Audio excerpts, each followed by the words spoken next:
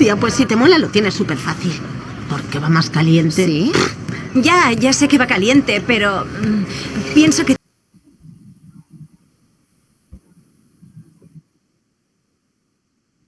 Buenos días, Anthony. Buenos días, doctores. ¿Dónde nos hemos quedado?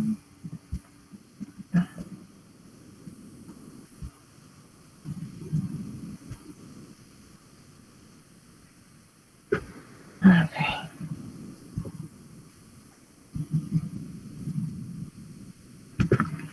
Bien, doctores, vamos a retomar sí, el manejo, el tratamiento de la epilepsia en general.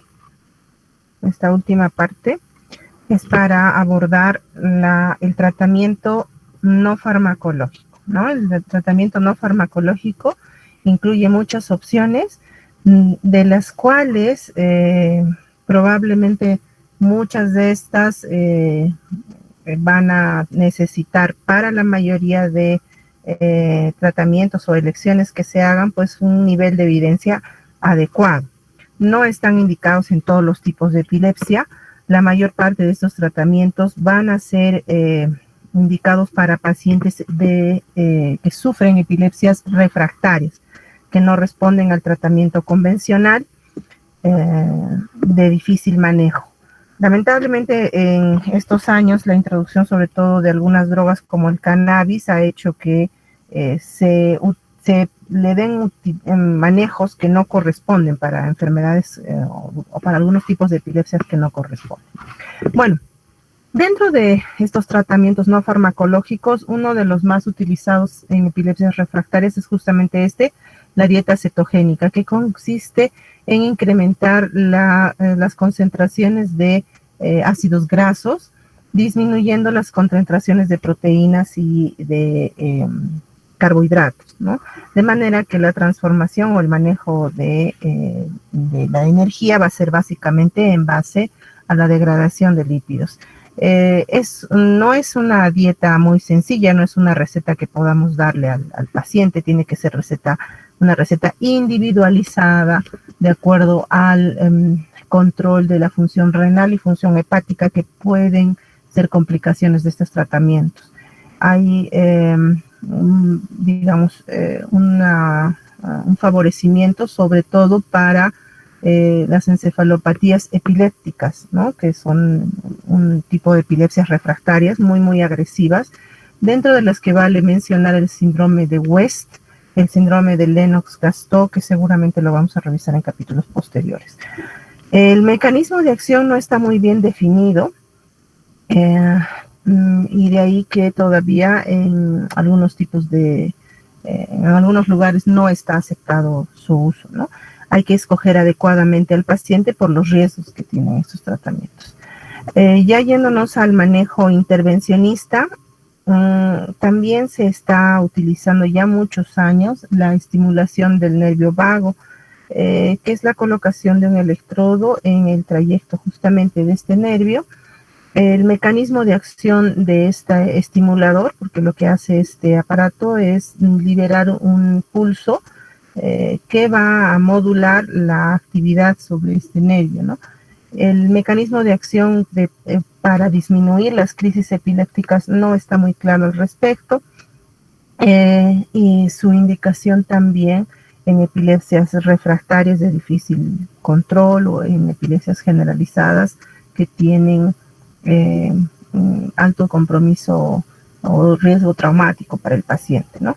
Finalmente, las cirugías sobre todo paliativas, han sido clásicamente las más utilizadas. Antiguamente, estamos hablando de los 50, 60, las ablaciones, las lobectomías, las hemisferectomías han sido clásicas, ¿no? Actualmente la cirugía para epilepsia es bastante menos agresiva, ¿no? Las lobectomías pues son rarísimas en epilepsia, ¿no? Casi ya inexistentes, y el tratamiento suele ser en general las lesionectomías, es decir, la localización del foco epileptógeno y la exéresis de esta lesión o de este foco, ¿no? Siempre y cuando estén localizados en zonas que sean accesibles y que no sean zonas primarias, ¿no? Como el otro día hablábamos, si estábamos en el área de Broca, de Wernicke, obviamente pues no se va a proceder a este tipo de cirugías, ¿no? Muchas de estas cirugías, sobre todo cuando hablamos de un foco epileptógeno, podrían tener un potencial curativo, ¿ya? Pero también hay algunos tipos de tratamientos que solamente son paliativos. Dentro de los tratamientos paliativos clásicos incluso está esta técnica que también es bastante antigua, que es la callosotomía, ¿no? En la que en el paciente con crisis generalizadas, pues la callosotomía va a impedir que se produzca la generalización o la extensión de la despolarización hacia el otro hemisferio, ¿no? Entonces disminuyen en general la frecuencia, la intensidad de las crisis y pueden ser bastante útiles. Dependiendo de si se localiza la lesión precisamente, pues podemos encontrar lesiones o lesionectomías muy, muy reducidas, pequeñas, a veces lesionectomías mínimas, y esto va a depender justamente de que se haga un estudio adecuado localizando el foco epileptógeno. Para eso la electrocorticografía es indispensable, además de la imagen, sobre todo la resonancia. Las resonancias de mejor precisión que existen ahora, pues ayudan a casi hacer una biopsia, ¿no? Con la imagen, y nos permiten diferenciar mucho mejor las características y la localización de estas lesiones. Bueno, esta es la colocación la modulación de un estimulador del nervio vago que se aplica en el lado izquierdo, ¿no? Y nuevamente es para pacientes que requieren un tratamiento básicamente paliativo, ¿no? No desaparecen las crisis y tampoco disminuyen necesariamente el uso de antiepilépticos. Dentro de las cirugías, aparte de las cirugías ablativas, las lesionectomías, la callosotomía, actualmente se ha introducido otro tipo de cirugía que es la estimulación, ¿no? Se utilizan aparatos que van a provocar una descarga pequeña en algún área del cerebro, ¿no?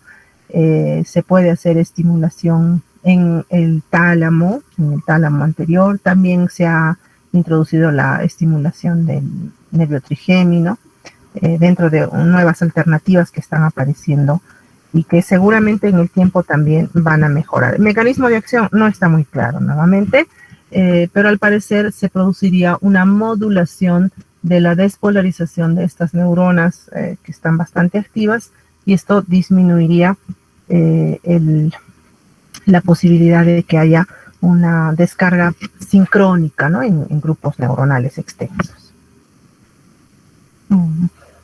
Si tuvieran alguna pregunta sobre terapia antes de que pasemos al siguiente tema que también está involucrando terapia, ¿no?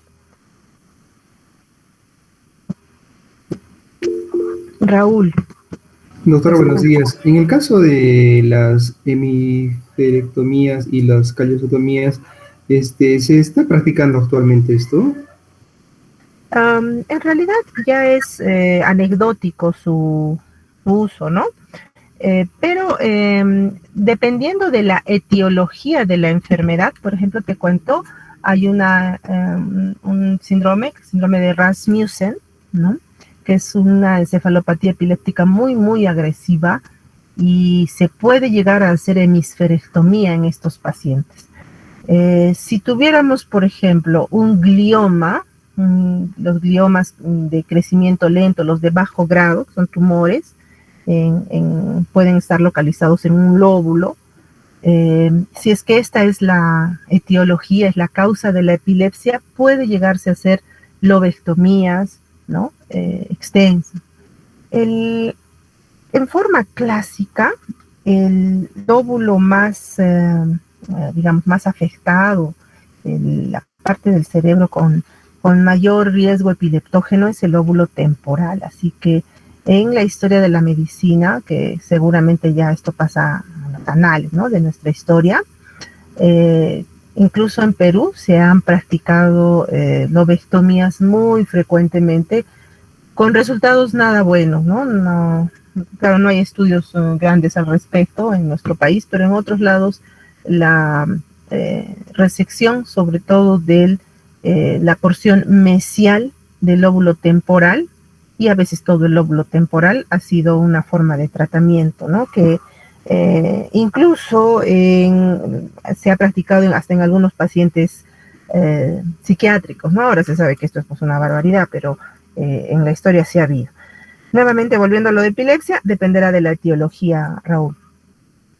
Ahora, en el caso de que él sea refractaria y haya una callosectomía para dividir el izquierdo y el derecho, y el manejo sería mejor en el futuro si se procedería con esto para que de alguna forma sea focal la lesión, o... Claro, disminuye la frecuencia, la callosotomía, el objetivo que tiene es disminuir la posibilidad de que el otro hemisferio se active, ¿no? Entonces, puede que hayan descargas focales y las crisis sean sin pérdida de conciencia, pero si es que estuvieran, por ejemplo, no es que las elimine todas, ¿no? A veces hay crisis que se originan en la profundidad del lóbulo temporal y va a haber trastorno de conciencia, de repente no tan severo, ¿no? En las crisis, hay algunos tipos de crisis, por ejemplo, atónicas, que son muy agresivas y el paciente se cae y se lesiona muy rápidamente y generalmente le provocan muchos accidentes, ¿no? Este tipo de operación podría disminuir el riesgo de generalización, no necesariamente desaparecerlo, pero disminuir, y en algunos casos, dependiendo nuevamente del tipo de epilepsia, la historia del paciente, pues quizás las crisis se limiten a ser focales nada más. Muchas gracias, doctor. Ok. Anthony.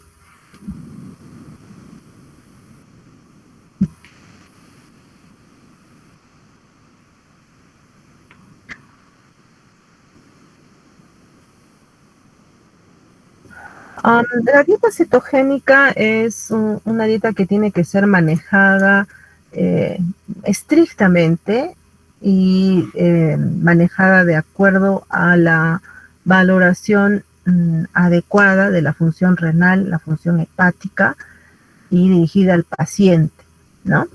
Ay, perdón.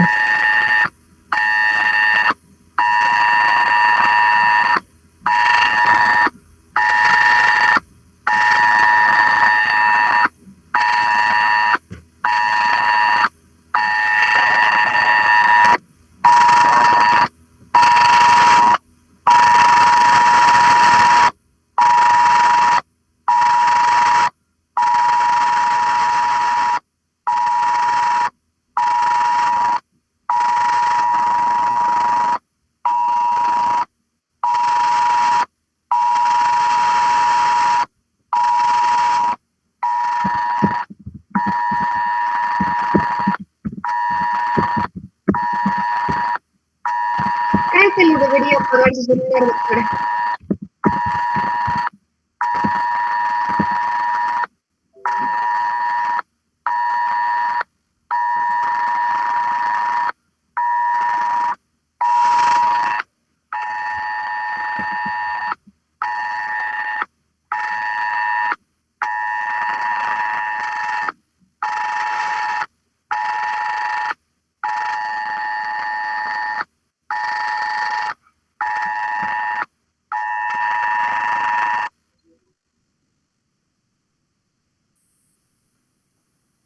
Hola, ¿me escuchan?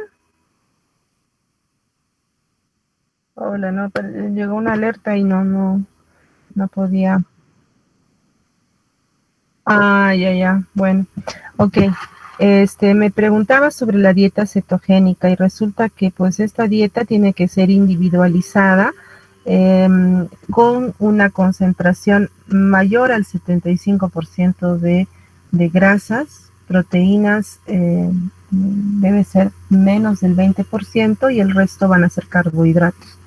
¿no? No existe una receta o una que te pueda dar ahorita, pero en general esto siempre tiene que ser manejado cuidadosamente con el nutricionista y nuevamente individualizado para cada paciente. Para que tú me digas qué cosa debe comer más el paciente epiléptico, qué cosa no debe comer, ¿no? A ver, yo les hago esa pregunta. Yadira, entendiendo que la epilepsia es una descarga, Yadira, ¿dónde está Yadira? Yadira Grace, ¿estás ahí? Sí, doctora. Bien. Ya, a ver, vamos a tratar de analizar ya. Entendiendo que tengo un paciente con descargas anormales, paroxísticas, mediadas por una activación de la membrana celular, de los canales iónicos, ¿recomendarías algún tipo de dieta al paciente epiléptico? En general, no estamos hablando de epilepsias refractarias, sino en general.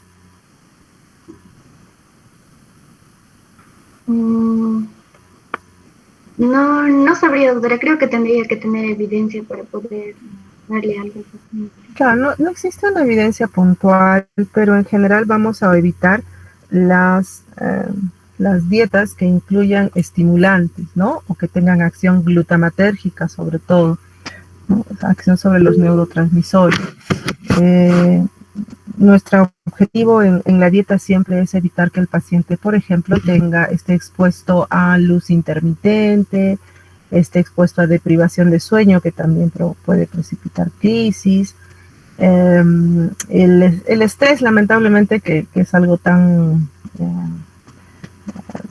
difícil de diagnosticar, de decir que tiene un paciente, ¿no? Los trastornos de ansiedad son muy difíciles de manejar, pues hay que considerar también dentro del consejo que le vayamos a dar al paciente. La cafeína, el uso de chocolates o cualquier otro estimulante. El alcohol en relación sobre todo a la depresión que puede provocar el sistema nervioso y que luego generalmente en la fase después del consumo el paciente podría presentar incremento del riesgo de crisis también, ¿no?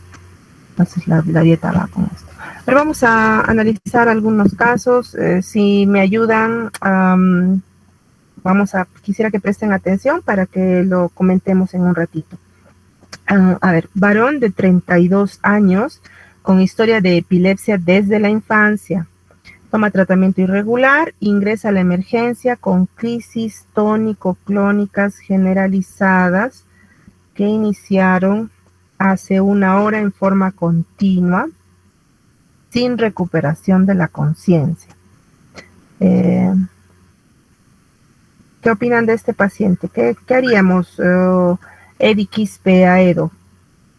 ¿Qué planteas con este paciente? Presente, doctora. ¿Qué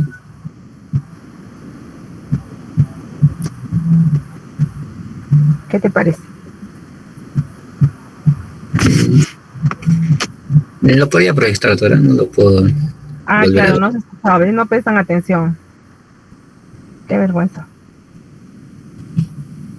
Ya.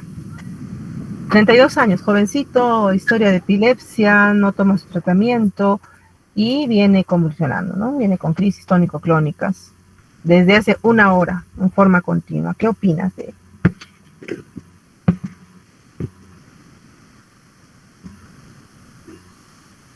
Nada, que se vaya a su casa. Está fastidiando en la emergencia.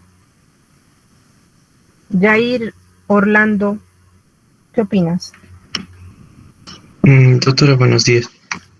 Bueno, creo que el mayor problema que tiene el paciente es que ha estado convulsionando hace 1 hora, sin detenerse, ¿no? Sin que cese la convulsión. Creo que el tratamiento iría referido a eso, doctora, a hacer de que corregir y que se detenga la convulsión. Ya. Primero, esta es una emergencia. ¿Estás de acuerdo, Yair? Sí, doctora. Es una emergencia, ¿no? El paciente está con riesgo de vida, ¿ya? Un paciente que convulsiona 1 hora tiene riesgo de vida. Se puede morir en cualquier momento, ¿sí? Esta es una emergencia. Esta es una presentación clínica clásica que vemos en la emergencia. Esto es lo clásico, lo común, ¿no? Claro, está convulsionando, Lo ve el familiar, lo ve el transeúnte que está en la calle, reconocen muy fácilmente la crisis epiléptica, llega la emergencia, el portero, el médico, la enfermera, todo el mundo reconoce que esta es una emergencia y que este paciente tiene riesgo de morirse. Así no tenga ese antecedente, ¿no? De la epilepsia en la infancia. Es un paciente con 1 hora de convulsiones, 1 hora de descargas paroxísticas anormales, hipersincrónicas en el cerebro. ¿Eso producirá algún daño cerebral? Por supuesto, ¿no es cierto? Pero esta forma, ojo, no es la más frecuente. Y vamos a ver qué sigue. A ver, dice, paciente varón de 3 años, hace 2 horas presenta fiebre. ¿Ya? 3 añitos, niñito, presenta fiebre. Y luego una crisis tónico-clónica generalizada, dura 2 minutos y luego permanece en coma. Heidi Alejandra, ¿qué dirías que está pasando en este paciente? Doctora, ¿podría decir que el paciente, o sea, la epilepsia, la crisis que tiene el paciente se le ha desencadenado por la fiebre? Ya, ¿qué más? Y que puede ser que, porque, o sea, el paciente luego, como llega a estar en estado de coma, que tal vez el paciente podría presentar un cuadro infeccioso también, o sea, que, bueno, es lo que pienso, o sea, por eso también tiene fiebre y por eso, tal vez una meningitis y por eso también el paciente ha perdido la conciencia. Bueno, es mi... Sí, sería. A ver, quizás tenga meningitis, no sabemos, pero está en coma, ¿no? Está en coma, entonces, ¿por qué está en coma este paciente? Supuestamente ha empezado todo muy bruscamente. ¿Por qué estaría en coma tan rápido, con una fiebre? ¿Eso les pasa a los niños? ¿Eso ocurre regularmente? ¿Por qué crees que sería el coma? Así, de frente, convulsión y coma. ¿Qué crees que podría estar pasando? Doctora, bueno, está en coma por una alteración de la conciencia. ¿Por qué se alteraría la conciencia así? Fiebre y haces... Imagínate que este paciente te lo llevan a la emergencia. Hizo fiebre, convulsionó 2 minutos y luego no despierta, está en coma. Tú no encuentras en coma. ¿Se refiere, doctora, a la etiología? Ajá. ¿Podría ser, doctora, de una etiología metabólica? Sí, podría ser metabólica.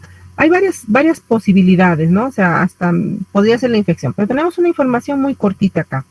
Si yo tengo, miren esto es importante que tengan en cuenta. Si yo tengo un paciente que hizo una crisis de cualquier tipo, no necesariamente tónico-clónica, de cualquier tipo, que duró lo que sea, 1 minuto, 30 segundos, pero el paciente, ojo aquí, no recupera la conciencia, ¿ya? Está en coma. Lo primero que yo voy a pensar es que la causa que produjo esta crisis tónico-clónica, y es muy probable que le esté llevando también al coma, ¿ya? Cuando nosotros, y en este capítulo que vamos a hablar de estatus epiléptico, el estatus epiléptico no solamente significa crisis tónico-clónica, ¿no? Pueden haber estatus incluso de ausencias, vamos a ver en un rato, ¿ya? Y en el estatus de ausencia no va a tener ningún movimiento, simplemente un arresto del movimiento, de la conducta del paciente. El paciente no va a hacer absolutamente nada, o podría estar en coma. Y esto es muy importante de entenderlo porque frecuentemente en las unidades de cuidados intensivos, sobre todo, el paciente que está en coma a veces puede confundirse estos estados con estatus no convulsivo, un tipo de estatus epiléptico en el que el paciente no va a hacer ningún movimiento. ¿Ya? A ver, vamos a ver. Paciente mujer de 26 años, hace 1 semana sufre un TEC, la trasladan de Puerto Maldonado al hospital regional, al ingreso está en coma profundo y la tomografía, la resonancia no muestran lesiones. José Mariano Colque, ¿algún comentario?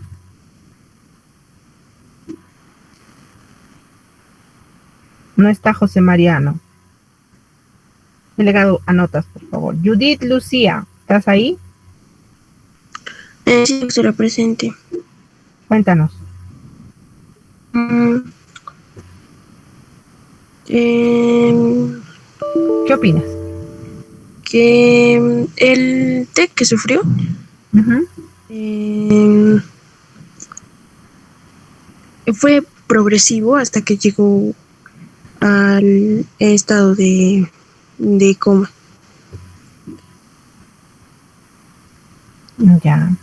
Mira, ¿y por qué no hay ninguna lesión ni en la tomografía ni en la resonancia? Y la paciente no sale del coma. De eso es lo que no estaba pensando que pudo haber sido remitido, que pudo haberse absorbido ¿Qué cosa se ha absorbido?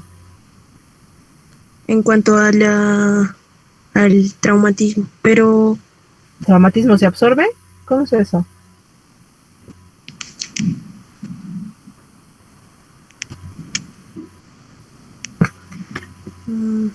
Yulisa Maciel. Sí, doctora, lo que yo estoy viendo en este caso es que tal vez, o sea, porque si es un traumatismo, definitivamente debía de haber hallazgos. Entonces, tal vez como también los familiares son los que van y dicen cosas sobre los pacientes, porque el paciente obviamente no puede hablar, entonces ellos han inferido que ha podido ser eso. O otra cosa es que en el traumatismo no haya dejado una ¿cómo se puede decir? No haya tenido una como no se ve externamente, pero haya afectado al SARA o para que la paciente entre en coma. ¿Alguna opinión? ¿Algún voluntario? Oh, sí, a ver. Un segundo, que no los veo. Álvaro, cuéntame. Anthony, Álvaro.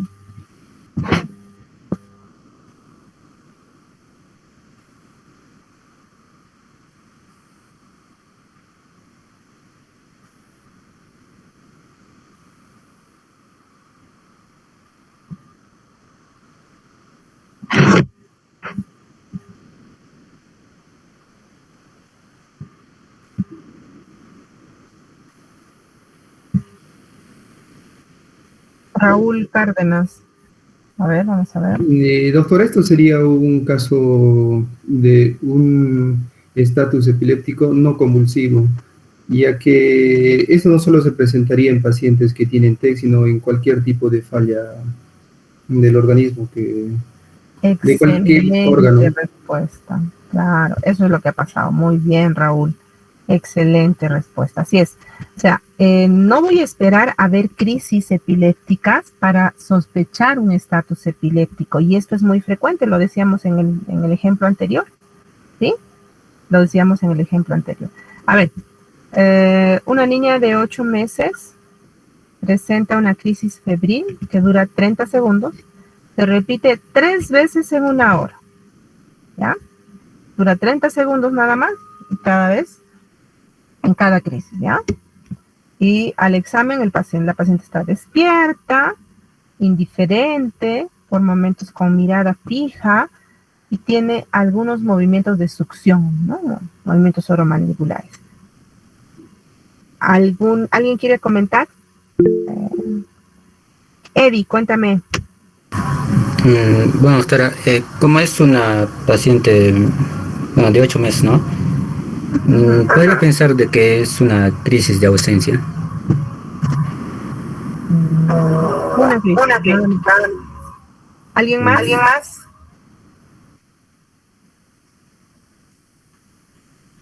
Nadie más. Liz Cheryl Prieto, ¿estás ahí? Sí, doctora. Hola. También estaba pensando en crisis de ausencia.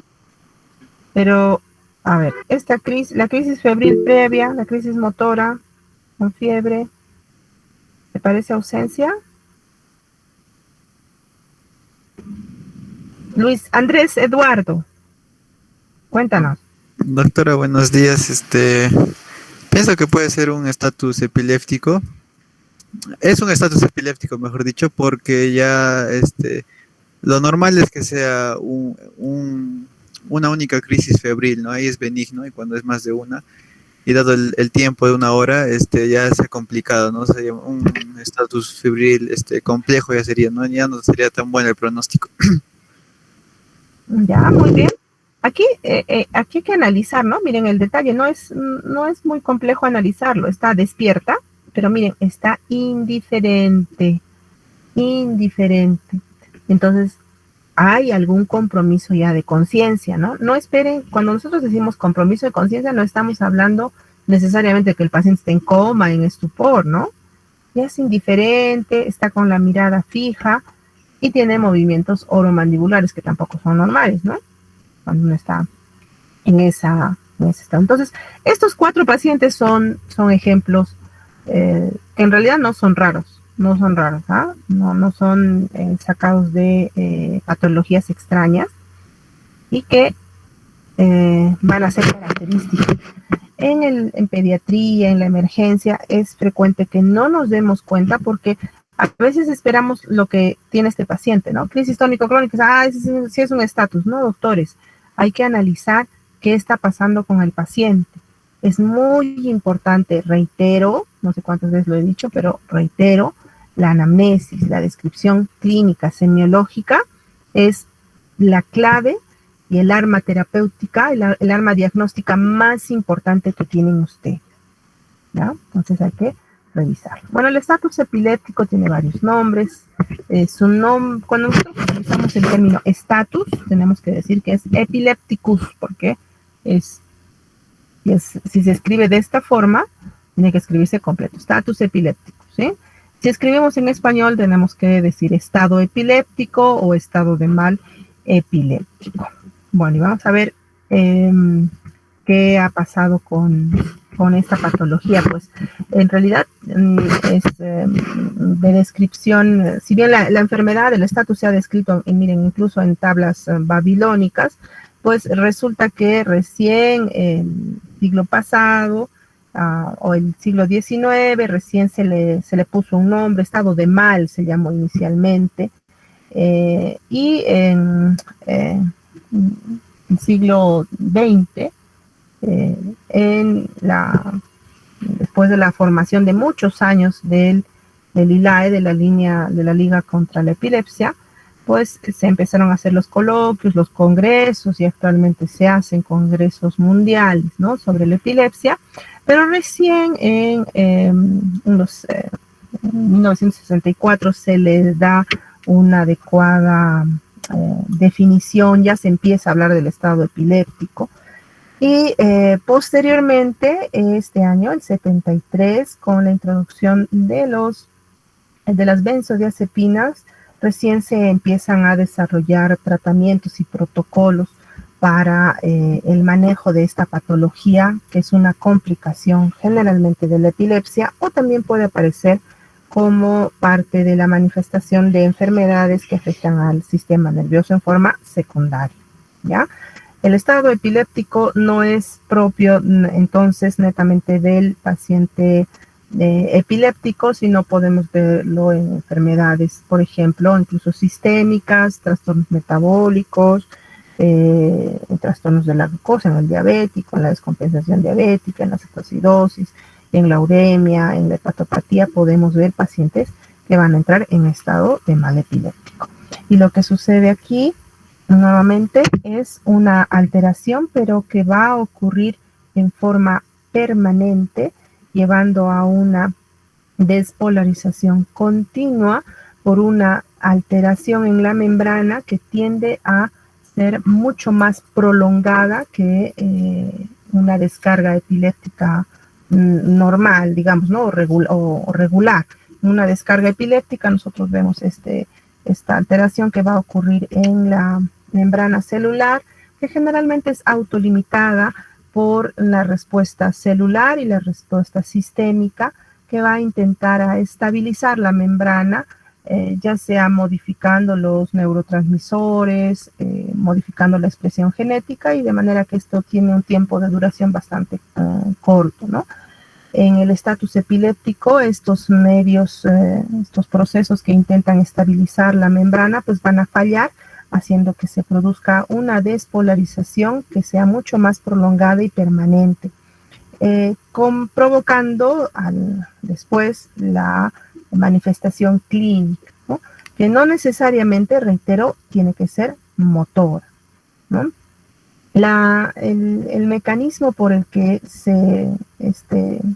esta descarga normal se perpetúa o se prolonga en el tiempo es también bastante complejo. Incluye nuevamente la participación de los neurotransmisores, sobre todo excitatorios, donde aquí definitivamente el glutamato va a ser el neurotransmisor que va a ser el más importante facilitador de la despolarización celular mediante la activación de los canales iónicos y mediante la unión probablemente más prolongada y más efectiva hacia los receptores de estos canales iónicos. Participan también, aparte de los iones, los neurotransmisores, las sinapsis, ¿no? Y aquí hablamos de un proceso un poquito más complejo porque van a incluir a sinapsis de tipo excitatorio que van a modificar en el tiempo la liberación de neurotransmisores o de componentes que van a facilitar la conducción nerviosa, ¿no? La transmisión de la conducción nerviosa a través de redes neuronales extensas. Depende también de la modificación que puedan sufrir esas neuronas, las neuronas con sus sinapsis, sus dendritas, pueden en el tiempo, sobre todo en el paciente epiléptico, modificar y incrementar además la cantidad de sinapsis que van a tener con neuronas de esta red o de la vecindad, haciendo que sea mucho más fácil la transmisión de la conducción nerviosa, ¿no? Entonces, hay conceptos básicos que ustedes tienen que tener y que estoy segura que los han revisado más de una vez, que es un canal iónico, el tener el concepto de una neurona, qué cosa es una despolarización, y la actividad que tienen los neurotransmisores y los neuromoduladores. Entonces, si bien la epilepsia y la crisis epiléptica van a estar presentes en estos pacientes, existe un grupo también, un grupo importante de pacientes que no necesariamente van a tener epilepsia y van a presentar estatus epiléptico, ¿no? El 2005, igualmente, dentro de las definiciones que el ILAE hizo, ¿no? a la epilepsia, la definen, recordarán ustedes, como un trastorno en el que existe predisposición permanente. En el caso del estatus, esta predisposición permanente va a significar una alteración que va a llevar a que el paciente prolongue en el tiempo estas descargas epilépticas, ¿no? Que estas crisis epilépticas no sean capaces de autolimitarse, ¿no?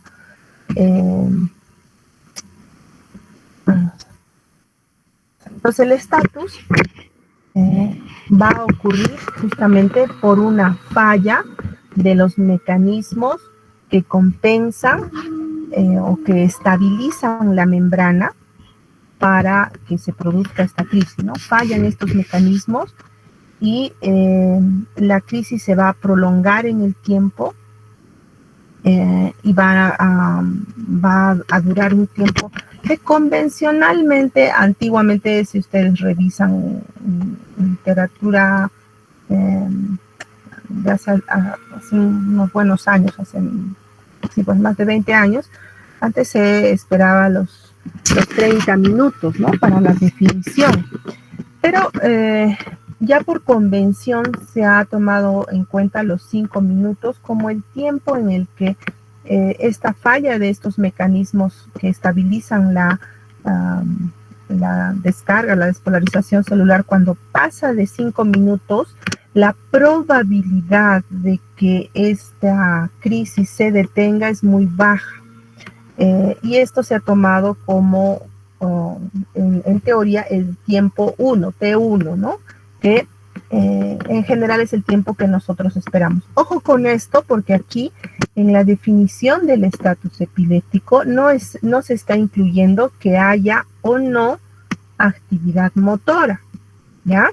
Entonces, lo que yo estoy buscando es un paciente en el que, ya sea que vea, ¿no?, actividad motora, o no la vea, pero en el que esté sospechando que hayan descargas anormales paroxísticas. Un ejemplo de los que estábamos mencionando son los pacientes que ingresan a UCI y a veces no encontramos lesión, y una aclaración ahí, en el TEC no necesariamente tengo que ver lesión, ¿ya? No necesariamente la tomografía o la resonancia van a ser anormales, ¿ya? Hay que revisar el concepto de TEC.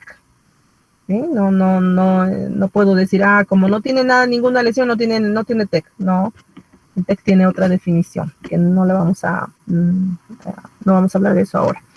Bueno, entonces, ¿qué sucede? Se ha visto que en realidad es a los 3 minutos, pero por convención se utilizan los 5 minutos como el tiempo en el que la probabilidad de que se autolimite o los mecanismos que hacen que cese la crisis funcione ya no va a ocurrir en estos pacientes. Entonces nosotros vamos a tener una crisis prolongada. ¿Qué significa esto para el paciente? Significa trastorno en la función cerebral y también trastornos sistémicos que pueden llevar rápidamente a la muerte del paciente.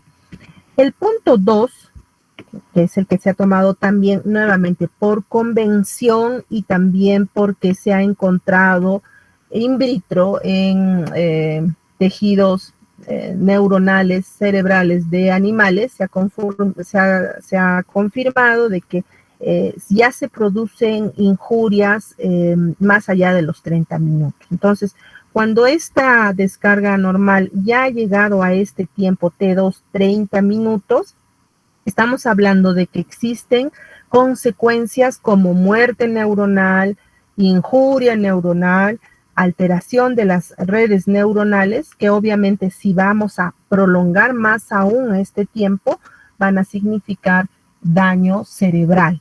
Entonces, no es raro que el paciente que viene a la emergencia y no es diagnosticada, ojo, no es diagnosticado el cuadro de estatus epiléptico pronto, pues a veces están 2 horas, a veces están 5 horas, y como el paciente con estatus a veces no habla o tiene trastorno de conciencia, entonces no se diagnostica la epilepsia y esto ya significa injuria, daño neuronal. Mucho cuidado con eso. Es frecuente también que el paciente haga un estatus refractario y tengamos una crisis epiléptica que dura 2 horas, 3 horas, o a veces no responde al tratamiento convencional. Entonces tener en cuenta esto para el pronóstico del paciente, que incluso puede llevarlo a la muerte. Entonces, por convención, hablamos de 2 tiempos, ¿no? 2 dimensiones operacionales. Un tiempo T1 que indica el tiempo en el que estamos obligados a iniciar el tratamiento, que deben ser los 5 minutos. Obviamente esto es complejo porque no necesariamente el paciente empieza a convulsionar delante nuestro, ¿no? Cuando nos lo traen al hospital, generalmente ya han ocurrido crisis o ya ha pasado cierto tiempo.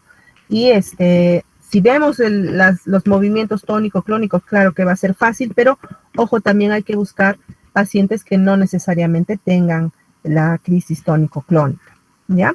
El tiempo T2 indica el riesgo para consecuencias a largo plazo. Para el caso de las crisis tónico-clónicas, el estatus tónico-clónico, el tiempo por convención que es de los 5 minutos debe estar en los protocolos de manejo, ¿no?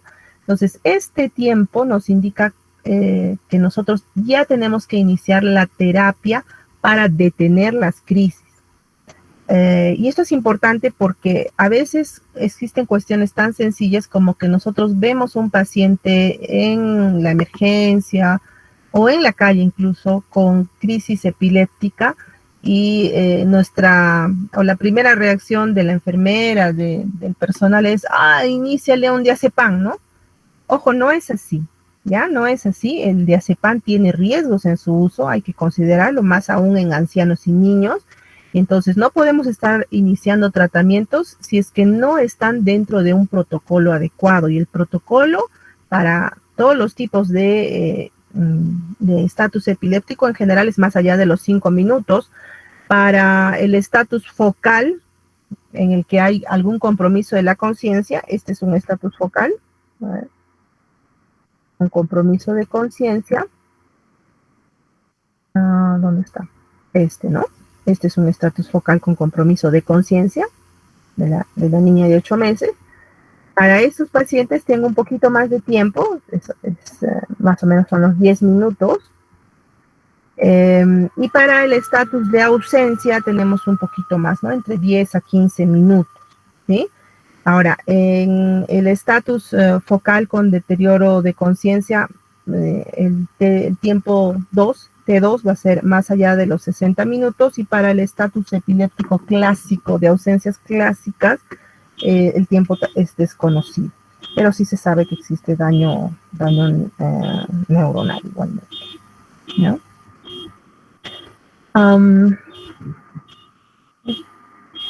Oye, a ver si nos hemos demorado mucho.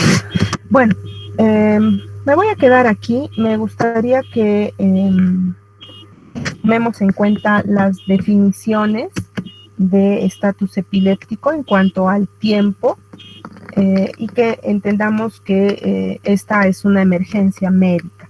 Si tuvieran alguna pregunta, vamos a el lunes continuar con la clasificación. Raúl. Doctora, en el caso de que, por ejemplo, haya una hipoglicemia y el paciente se ha llevado por una crisis epiléptica, pero este paciente no tendría una predisposición permanente, como dijo usted, para que haya estas descargas anormales y llamarlo necesariamente epilepsia, ¿cómo podría diferenciar esto, doctora? Porque hemos visto en un TEC, con las hipoglicemias clásicas, puede haber una crisis, pero no necesariamente se llamaría epiléptico a este paciente, o ¿cómo podría diferenciar esto, doctora? ¿Cómo podría entenderlo? Muy buena pregunta, muy buena pregunta. A ver, te explico. Sí, la epilepsia se define como una enfermedad, una condición en la que probablemente el cerebro, el tejido cerebral o algunas redes neuronales en el paciente van a condicionar o predisponer a que esas crisis epilépticas se repitan en el tiempo. En el caso de una hipoglicemia, en el caso de un TEC, en el caso de una uremia, en el caso de una intoxicación por monóxido de carbono, el paciente viene a la emergencia, convulsiona, podría estar incluso en estatus epiléptico, ¿no? Pero estamos hablando de un factor precipitante, un factor condicionante inmediato que le está provocando la crisis epiléptica. Eso no es epilepsia de ninguna manera, solamente es una crisis epiléptica. Ahora, en el diabético ocurre, por ejemplo, ¿no? Que tiene hoy día hiperglicemia, convulsiona, mañana tiene hipoglicemia y convulsiona, y de acá a una semana vuelve a tener otra hiperglicemia y convulsiona. Ojo, estamos hablando de una condición, de una hiperglicemia, hipoglicemia, un trastorno metabólico que condiciona directamente la crisis epiléptica, pero no estamos hablando de que el cerebro de por sí o las redes neuronales tengan alguna condición que facilite o haga que las crisis se repitan en el tiempo. Eso es lo que hay que analizar cuando nos enfrentamos a estos pacientes. No sé si estamos claros, Raúl. Sí, doctora, muchas gracias. Doctora, en el caso de que, por ejemplo, traigan a la emergencia a un paciente que nosotros no hemos visto la crisis epiléptica, pero ha tenido un TEC y está en coma el paciente, como el caso que nos mostró, a esto sí sería un típico caso de un estatus epiléptico no convulsivo, pero ¿cómo podríamos saber si está en coma el paciente? Y también, como usted nos dijo, no habría lesiones en las neuroimágenes. Sí, de eso trata este capítulo, pero te voy adelantando, ¿no?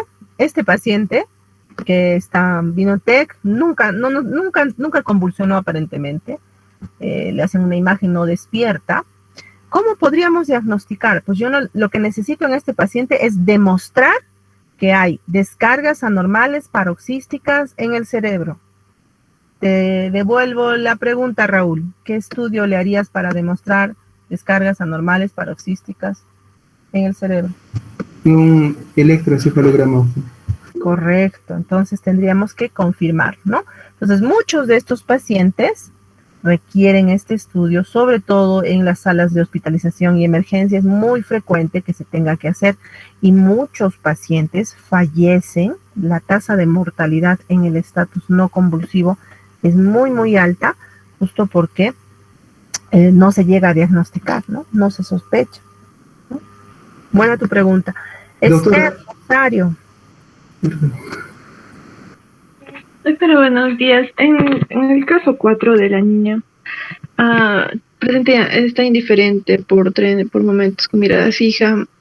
Lo clasifico como crisis focal por los movimientos oromandibulares, porque por lo que es indiferente y con mirada fija, pero yo pensaría que pierde la conciencia, entonces sería como una crisis de ausencia. Diferenciar la crisis de ausencia de forma clásica. El paciente tiene mirada fija, ¿no? O a veces la mirada un poco perdida o hace un poquito de supraversión. A veces pueden haber algunas mioclonías que suelen acompañar a estas ausencias, ¿no? Pero en este momento, digamos que de este paciente no tengo historia de crisis previas, ¿no? Y estamos hablando de un factor precipitante que podría ser la crisis febril. Además que el paciente está indiferente, ¿no? Indiferente. Generalmente las crisis de ausencia clásicas nos van a durar segundos y luego 3, 5 segundos y luego el paciente está consciente y normalmente nos va a responder adecuadamente. Cuando yo hablo de crisis focales del lóbulo temporal, esto puede ser un poquito fastidioso, pero quisiera que presten atención. Crisis focales, sobre todo del lóbulo frontal y del lóbulo temporal más aún, pues el paciente va a tener alteración del contenido de la conciencia y puede presentar este tipo de conductas. A este paciente, ¿por qué la niña del ejemplo 4 no puede ser un estatus de ausencias? Porque el cuadro es bastante prolongado, primero dura 30 segundos, que puede ocurrir en algunas crisis de ausencia, pero generalmente de larga data, ¿no? Y ha sido iniciado con una crisis febril. Entonces, a veces es complicado, pero la descripción semiológica es la que te va a ayudar, ¿no? Está bien, doctora, gracias. Ok. Listo, doctora. Doctores, por hoy nos quedamos ahí. John, cuéntame. Sí, doctora. Un paciente que ya es diagnosticado con epilepsia, o sea, un paciente epiléptico que está recibiendo tratamiento, como el ejemplo número 1, o sea, un paciente con epilepsia que tiene tratamiento y aún así hace crisis epilépticas, ¿podemos catalogar como un paciente con estatus epiléptico? Claro, sí. O sea paciente, digamos, bueno, este paciente no está cumpliendo tratamiento, pero si cumple tratamiento y empieza con crisis epilépticas y las crisis epilépticas duran más allá de 5 minutos, por supuesto que es un estatus. Ya, doctora, entonces, en conclusión, el estatus epiléptico es el tiempo prolongado de las crisis y las epilepsias. No. Solamente el tiempo. Es el tiempo, más de 5, 15... más allá de los T1, ¿no? Tiempo T1, más allá de 5 minutos de una crisis epiléptica. El paciente podría ser o no epiléptico, podría tener o no epilepsia. No sé si entiendes la diferencia. Sí, doctora, porque ¿Ya? epilepsia ya está diagnosticada. En cambio, la crisis son los signos, síntomas de todo de la epilepsia. Entonces, más allá de la crisis epiléptica, sería un estatus epiléptico. ¿Sí? Ya, el estatus epiléptico puede presentarse en cualquier patología, no solo en la epilepsia, ¿ya?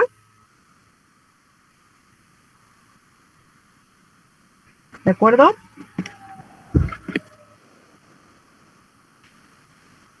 John.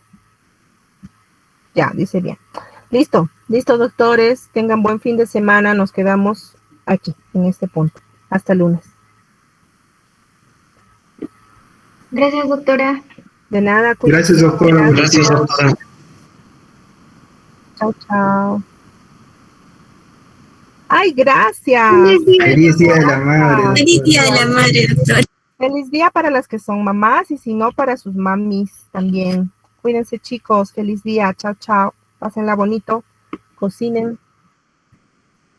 Chao, chao.